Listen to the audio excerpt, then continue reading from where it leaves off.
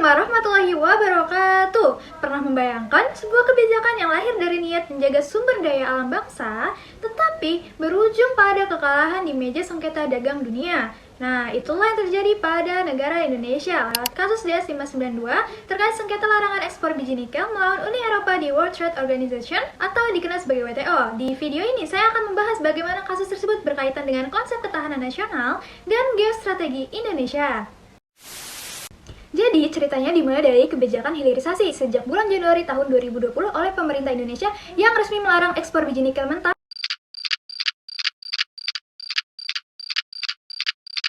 lewat Peraturan Menteri ESDM Nomor 11 Tahun 2019 dan Undang-Undang Nomor 4 Tahun 2009 tentang pertambangan mineral dan batu bara yang diperbarui lewat Undang-Undang Nomor 3 Tahun 2020. Tujuannya jelas untuk mendorong pengolahan nikel di dalam negeri lewat smelter, menaikkan nilai tambah, dan juga untuk menjaga pasokan industri domestik. Presiden Joko Widodo mengaku siap menghadapi berbagai gugatan dari Organisasi Perdagangan Dunia atau World Trade Organization atau WTO akibat kebijakan larangan ekspor nikel yang diterapkan pemerintah Indonesia. Bahkan Jokowi mengaku siap meladeni gugatan-gugatan tersebut dengan mengirimkan sejumlah pengacara terbaik Indonesia yang berkelas internasional ke WTO. Jokowi menegaskan larangan ekspor biji nikel dilakukan agar para produsen mineral bisa mulai lebih masif untuk menggarap proyek hilirisasi, sehingga Indonesia tidak hanya selalu jadi negara pengekspor nikel. Di samping itu, Jokowi memastikan dalam 2 atau 3 tahun lagi mobil listrik akan bermunculan dari Indonesia. Karena itu larangan ekspor nikel menjadi salah satu strategi pemerintah untuk mengembangkan proyek mobil listrik tersebut dan mengembangkan industri dalam negeri.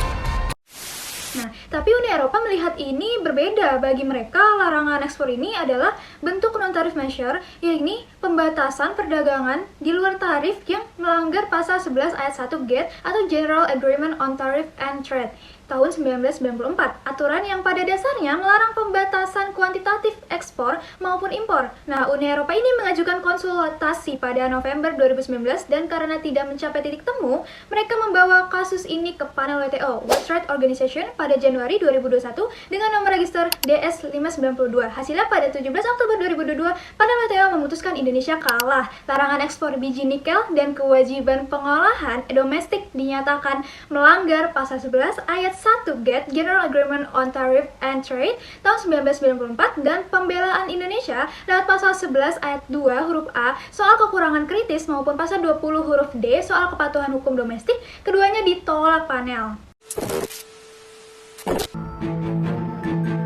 Niat pemerintah untuk memaksimalkan potensi sumber daya alam untuk kepentingan dalam negeri kembali menemui tantangan. Pasalnya Indonesia baru saja menelan kekalahan dalam gugatan Uni Eropa di Organisasi Perdagangan Dunia atau WTO perihal larangan ekspor biji nikel kadar rendah yang ditetapkan pemerintah sejak awal tahun 2020 lalu. Dalam rapat kerja dengan Komisi 7 DPR RI, Menteri ESDM Arifin Tasrif mengungkapkan, hasil putusan panel WTO yang dicatat dalam sengketa DS592 dan final panel report tersebut sudah keluar pada 17 Oktober 2022 lalu. WTO juga menolak pembelaan yang diajukan pemerintah Indonesia terkait dengan keterbatasan jumlah cadangan nikel nasional dan untuk melaksanakan aspek lingkungan sebagai dasar pembelian. Meski demikian, Arifin memastikan pemerintah akan mengajukan banding terhadap putusan WTO terkait kebijakan larangan ekspor. Kalau dilihat dari sisi ketahanan nasional, kebijakan larangan ekspor ini sebenarnya bentuk geostrategi Indonesia itu sendiri untuk mengamankan kedaulatan atas sumber daya alam. Nah, nikel ini bukan cuma komoditas tambang biasa, namun dia menjadi bahan baku industri utama baterai dalam kendaraan listrik yang menjadi incaran banyak negara. Dengan menahan ekspor biji mentah, Indonesia berusaha membangun kemandirian industri dan memperkuat posisi tawar di rantai pasok global.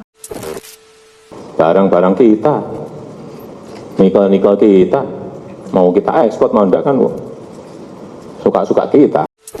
Masalahnya ya, panel WTO ini menilai argumen Indonesia terlalu lemah secara hukum. Indonesia ini gagal membuktikan bahwa nikel ini mengalami kekurangan kritis seperti disyaratkan dalam pasal 11 ayat 2 huruf A dan gagal menunjukkan larangan ekspor sebagai satu-satunya cara yang paling tidak membatasi perdagangan seperti disyaratkan dalam necessity test pasal 20 huruf D. Disinilah terlihat jurang antara kepentingan geostrategis nasional dengan kerangka hukum perdagangan multilateral yang mengikat Indonesia sejak jadi anggota WTO atau World Trade Organization tahun 1995. Oke, dari kasus ini ada beberapa jalan keluar yang bisa dipertimbangkan oleh Indonesia.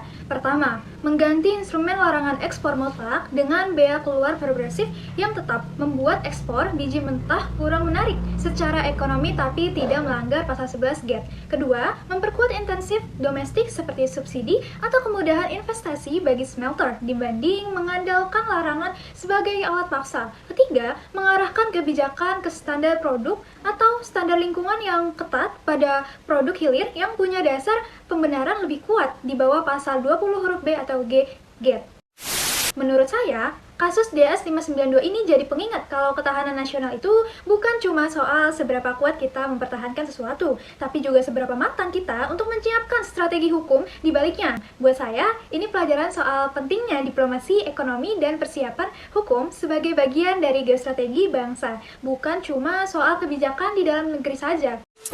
Jadi, sengketa DS 592 mengajarkan kita bahwa geostrategi dan ketahanan nasional Indonesia harus berjalan beriringan dengan kepatuhan terhadap hukum perdagangan internasional. Kedaulatan atas sumber daya alam tetap jadi hak bagi setiap negara, tetapi cara mempertahankannya perlu strategi yang lebih matang.